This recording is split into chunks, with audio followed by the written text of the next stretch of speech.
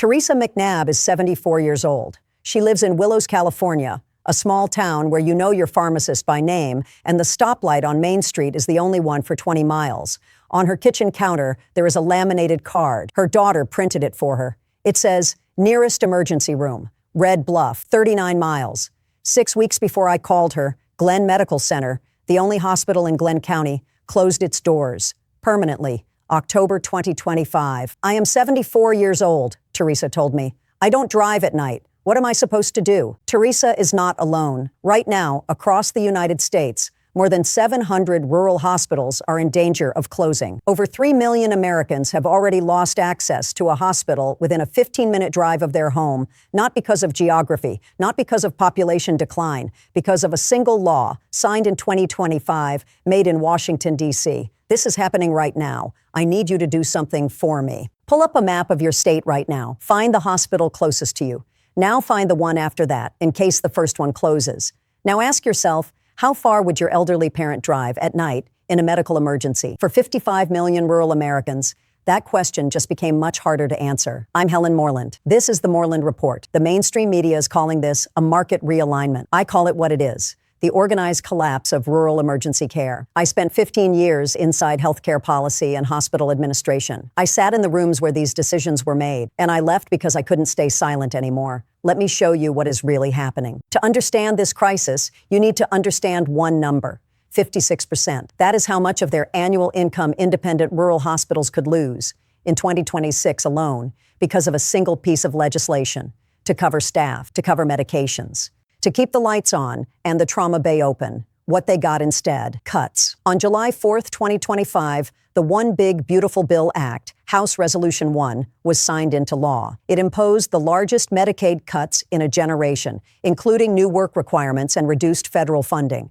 No adjustment period. No transitional funding. Nothing. For a large hospital system in a major city, this is survivable. For a 25-bed hospital in rural Alabama, this is an execution order. Here is what they are not telling you. I have reviewed financial analysis from the American Hospital Association and projections from the Chartis Center for Rural Health, both published in 2025. According to their data, 46% of rural hospitals are already operating at a loss, not struggling, in the red, and 432 are currently classified as vulnerable to closure, not 42, not 142, 432. The One Big Beautiful Bill did not create this crisis. It accelerated it. Here is how the system is supposed to work. Rural hospitals receive payment from Medicare, Medicaid, and private insurers based on how many patients they see and what services they provide. Each year, rate adjustments are supposed to keep pace with rising costs. When they don't, hospitals absorb the losses, or they close. That is the deal. Except the deal has been breaking down for years. And now, with H.R. 1, the federal government has projected saving hundreds of billions of dollars in Medicaid spending over the next decade. What no projection accounts for is the cost of what happens when the hospitals serving rural America simply disappear. And this is where it gets really disturbing. Let me tell you about Sacred Heart Hospital in Eau Claire, Wisconsin, Chippewa County, population 64,000. Sacred Heart had served the community for generations, a hospital founded in the early 1900s. The kind of institution where people in small Wisconsin towns are born and die. In 2024, it shut down. I spoke with Eric Halfin, whose father Terry had been battling cancer when the hospital closed. He had to start driving hours for treatment, Eric told me, sometimes up to 6 hours a day, round trip. He was already sick. The travel broke him down. Every mile was exhausting for him. He was fighting the cancer and fighting the commute at the same time. The last trip, he came home and went to bed. He never got up again. Terry Halfin died 48 hours after returning home from treatment. Eric told me his father's last words to him were about not wanting to be a burden, not wanting to keep asking for rides. This is not an isolated incident. This is a pattern. Consider Bill Elliott in Trinity, Texas. In 2019, Bill had a heart attack. His neighbor drove him 45 minutes to the nearest town. He was then transferred another hour to a larger facility. During those 2 hours in transit, his cardiac enzyme levels were rising.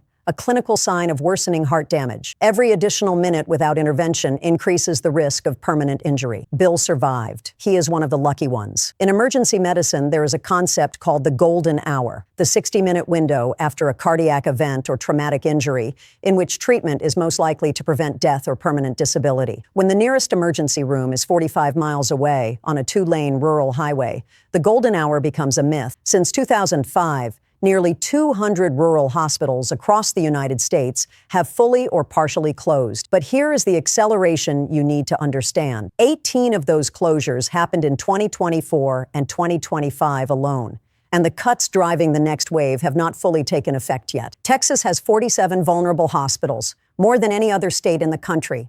Kansas has 46 vulnerable hospitals with up to 66 potential closures projected.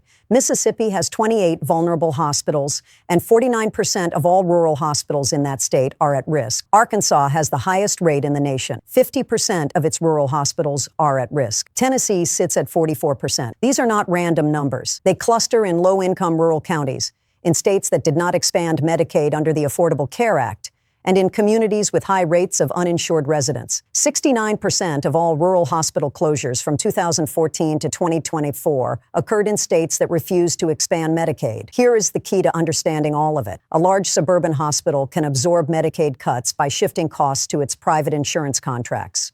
A 20-bed hospital in a county where 40% of patients are on Medicaid has no way to do that. They don't have a cushion, they have a cliff. Now watch what happens when a rural hospital closes. It is not just the emergency room. It is the entire ecosystem of care in that community. First, the specialists leave. Surgeons, cardiologists, OB/GYNs, they locate their practices near hospitals. When the hospital goes, they go. The community loses not just emergency care, but all of it. Second, maternity care collapses. In Alabama right now, families are driving more than an hour for prenatal care after 2 county hospitals close their obstetrics units. Delayed prenatal care is directly linked to higher rates of preterm birth, maternal complications, and infant death. Third, chronic disease management falls apart. Patients with diabetes, heart disease, and lung conditions depend on regular follow-up care. Without local providers, they skip appointments. Conditions worsen. What should have been a managed chronic illness becomes a crisis, and that crisis arrives at an emergency room that is now 45 miles away. Fourth, emergency services get overwhelmed. Rural ambulance crews, many of them volunteers, suddenly face transport times 2 and 3 times longer. Response times double. Burnout follows. Research tracking communities after rural hospital closures has found one consistent result: mortality for time-sensitive conditions, heart attacks, strokes, severe trauma, increases by approximately 10% in the years following a closure, not among elderly patients only, not among the uninsured only, across all populations, 10% more deaths. In your county, among your neighbors, among people who paid their premiums, kept their appointments, and still could not get to care in time. These are not statistics. These are your neighbors, your parents, your children. Let me come back to Teresa McNabb in Willows, California. Glenn County, population 28,000, one of the poorest counties in California. The nearest alternative hospital is now more than 30 miles away on rural roads. Glenn Medical Center closed in October 2025. The official explanation was financial unsustainability, rising costs, inadequate reimbursement rates. Sounds reasonable. A business decision. Here is what that means in practice for a 74-year-old woman who does not drive at night. Under the old model, chest pain at 2 a.m. means calling 911. An ambulance arrives within minutes, and she is being evaluated in an emergency room within 15 to 20 minutes. Under the new model, EMS responds and then drives 30 to 40 miles on 2-lane roads in the dark. I don't have family nearby, Teresa told me. My neighbors are elderly too. If something happens at night, I don't know who I call. They said the hospital wasn't financially viable. But what about me? Am I not viable? That question, am I not viable, is one I have been hearing from rural Americans for months, from Alabama to Wisconsin to Texas to California. The system is not failing these communities by accident. It is failing them by design. The administration's response has been what I can only describe as willful blindness. The One Big Beautiful Bill includes a provision called the Rural Emergency Hospital Designation. It allows small rural hospitals to convert by eliminating their inpatient beds in exchange for enhanced Medicare outpatient payments. Since 2023, 44 hospitals have made this conversion. The administration has pointed to this program as evidence they are helping rural communities. But here is what a rural emergency hospital cannot do. It cannot deliver a baby. It cannot admit a patient with pneumonia. It cannot keep a 72-year-old recovering from surgery overnight. It is an outpatient clinic with better branding. Meanwhile, the ACA's enhanced premium tax credits, which had helped rural residents afford health insurance, expired at the end of 2025 without renewal. The American Hospital Association expects this to cost rural hospitals an additional $1.6 billion in lost patient revenue as more people go uninsured. $1.6 billion in new losses, on top of the $137 billion in projected Medicaid cuts over the next decade. They know this is coming. They are planning for it, and they are not telling you. Now I need you to understand how this cascades. The financial collapse is already here.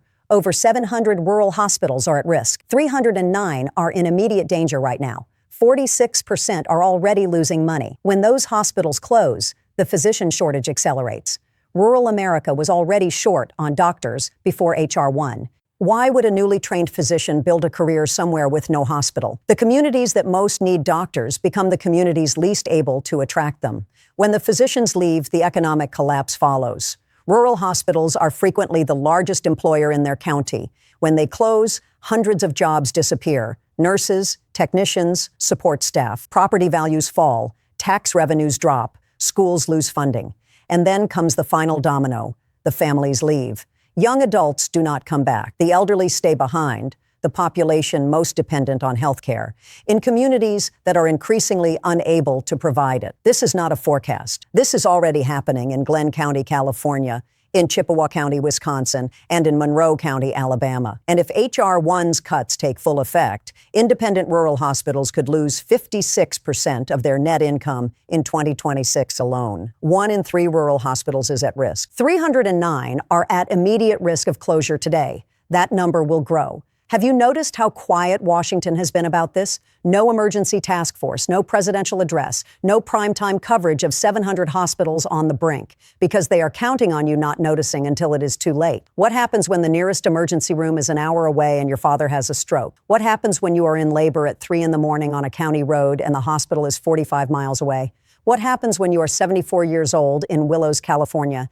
and your laminated card says the nearest emergency room is 39 miles away? This is not speculation. This is the trajectory we are already on. Here is what you must do. Know your nearest emergency rooms, all 3 of them. Not just the closest, but the second and third closest as well. Know their addresses, know the fastest route, and know which ones are full hospitals and which ones cannot admit patients. Have the conversation with your elderly family members now. Who drives them at night? Do they have a neighbor they can call? Do they carry a medical ID with their conditions and medications listed? Document what is happening in your community. If your local hospital has reduced services, if your emergency room has closed, if your community has lost a specialist, record it and report it to your state representative. The only way this changes is if the evidence becomes impossible to ignore. And if you live outside rural America, do not assume you are safe. Urban and suburban emergency rooms are already absorbing overflow from closed rural facilities. Wait times are increasing. Capacity is strained. When rural systems collapse, the pressure transfers to you. I need to hear from you. Comment below right now with your state and county. Tell me, has your nearest hospital reduced services or closed in the last 2 years? How far is your nearest emergency room? Have you or someone you love been directly affected by a rural hospital closure? Subscribe right now and share this video with everyone who needs to hear it, because the people making these decisions are counting on your silence. History is being written right now, and we are documenting it in real time. I'm Helen Morland, and this is the Morland Report.